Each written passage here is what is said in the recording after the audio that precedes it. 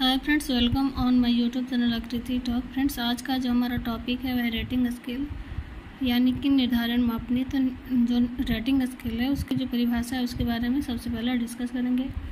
तो बेस्ट के अनुसार जानते हैं इन्होंने क्या अपना विचार विमर्श किया था इसके ऊपर। निर्धारण मापने किसी वस्तु के सीमित पक्षों अथवा व्यक्ति के गुणों का गुणात्मक विवरण प्रस्तुत करती है। जो निर्धारण मापनी है, जो कोई भी वस्तु होती है उसके सीमित पक्षों में अपना व्यक्ति के गुण का गुणात्मक का विवरण करती है। दूसरा है किर्लिंगर के अनुसार निर्धारण मापनी वह मापनी है जिसमें निर्धारक अथवा निरीक्षक मूल्यांकन वस्तुओं को श्रेणियों में रखता है तो उन्हें संख्यात्मक स्वरूप प्रदान करता है। जो निर्धारण मापनी है उसमें जो निर्धारक और जो निरीक्षक होते हैं उनका जो मूल्यांकन वस्तुओं को श्रेणियों में रखते हैं। आगे रथ अंडरस्टैंड्स के अनुसार rating is an issues of direct observation. इसके आगे चलते हैं राइट स्टोन, जस्टमैन तथा रॉबिन्स के अनुसार इन्होंने इनके ऊपर क्या विचार विमर्श किया है उसके बारे में। क्रम निर्धारण मापनी में एक सार्थक कुछ गुणों की एक सूची होती है जिसमें क्रम निर्धारित कुछ मूल्य अंकित करता हो अथवा निर्धारण मापने के द्वारा किसी विषय में किसी छात्र का निष्पादन कैसा रहा इसके लिए निम्नलिखित मानदंड का प्रयोग किया जा सकता है।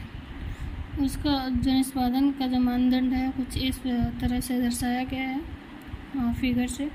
सबसे पहले आता है सर्वोत्तम, उसके बाद अति उत्तम, उत्तम, सामान्य, सामान्य से निम्न और उसके आगे असंतोष, अत्यंत असंतोष।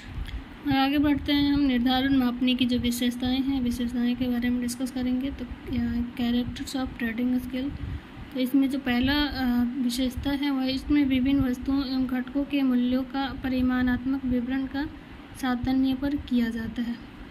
दूसरा पॉइंट है निर्धारण मापनी वर्णनात्मक तथ्यों की संख्यात्मक अथवा परिमाणात्मक रूप से व्याख्या करती है यानी कि डिस्कस करती है। तीसरा पॉइंट है मापनी के द्वारा निर्धारित गुण एवं विशेषताओं का विवरण व्यवहारिक रूप से प्रयोग में लाया जाता है। जो मापनी के द्वारा निर्धारित गुण और विशेषताएं जो है उससे व्यवहारिक रूप में लाया जाता है। इसके द्वारा विचारों अथवा मतों का अधिक शुद्धता से मापन किया जा सकता है। पांचवा पॉइंट है निर्धारण मापने में दो सिरे होते हैं जिनमें पूरी तरह से विरोधाभास होता है। आगे निर्धारण मापनी द्वारा व्यक्तियों के व्यक्तिगत गुणों, शीलगुणों तथा शक्ति के व्यवहारों के कम बोधात्मक लक्षणों का आंकन होता है। सातवां पॉइंट है निर्धारण मापनी समवर्ती भी हो सकती है। ये थी विशेषताएं।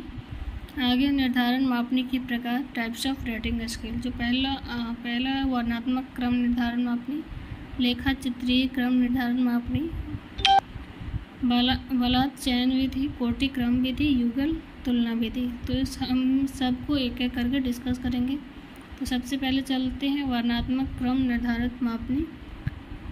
इस मापनी में किसी व्यक्ति के व्यवहार या अभिवृद्धि या व्यक्तित्व संबंधी जानकारी प्राप्त करने में उपयोग किया जाता है। इसमें इन सभी को जानकारी सारे समय, अधिकतर समय, कभी कभी और कभी नहीं के आधार पर मूल्यांकन कर 3 to 10 के आधार पर किया जाता है, जैसे कि दूसरों के सुझाव ग्रहण करना।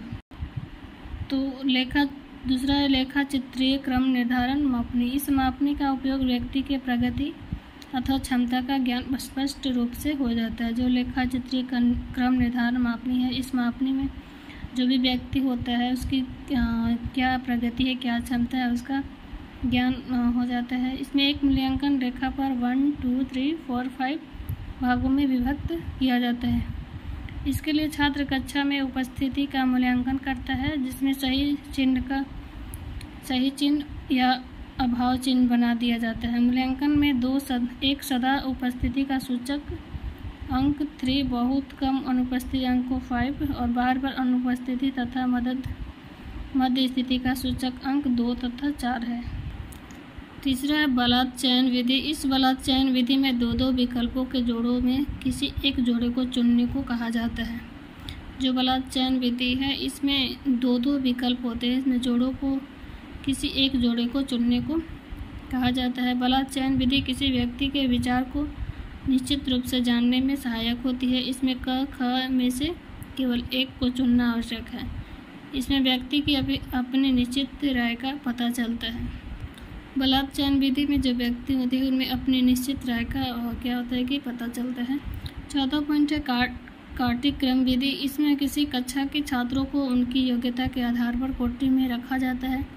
यह कार्य वह अध्यापक करते हैं जो उन विद्यार्थियों को पढ़ाते हैं। फिर उन सभी अध्यापकों द्वारा किए गए क्रम निर्धारण को परस्पर मिलाकर औसत क्रम निकाला जा सकता है। पांचवा पॉइंट है युगल तुलना विधि। इस विधि में व्यक्ति को स्पष्ट समूह के अन्य व्यक्तियों के साथ बारी बारी से जोड़े बनाकर जांच किया जाता है।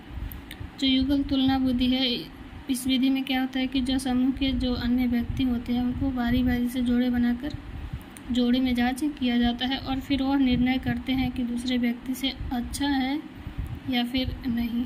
फिर तुलना करके बाद में जो निर्णय प्राप्त होते हैं उनका सांख्यिकी की सहायता से विश्लेषण किया जाता है। आई होप ये वीडियो आप लोगों को पसंद आई तो प्लीज़ चैनल को सब्सक्राइब कीजिए, लाइक कीजिए, कमेंट कीजिए और बेल आइकन पर प्रेस कीजिए ताकि हर वीडियो का नोटिफिकेशन आपको समय पर मिल सके। Thank you.